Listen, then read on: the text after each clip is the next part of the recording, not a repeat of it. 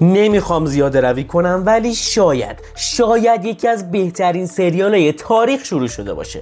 خلاصه داستانشه که بهت بگم خودت متوجه میشی چرا. قبلش اینم بگم که سریال ساخته جدید خالق بریکینگ بد و بتر کال ساله. داستان از این قراره که یه ویروس کل جهانو فرا میگیره، ویروسی که باعث میشه انسان‌ها احساس خوشبختی کنن و فقط شخصی به اسم کارل و تعداد انگوش شمار دیگه‌ای توی جهان از این ویروس مصون بودن و بهش مبتلا نشدن. اینجا با یه داستان آخرالزمانی روبرو میشیم که با همه فیلم‌های مشابهش که تا حالا دیدیم فرق داره.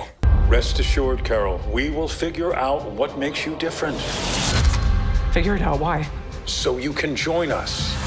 What the این داستان جذاب و وجود گیلیگان به عنوان سازنده خیلی امیدوار کننده است. تا حالا 3 قسمت هم ازش منتشر شده که امتیازات خیلی بالایی گرفته و توسط همه تحسین شده.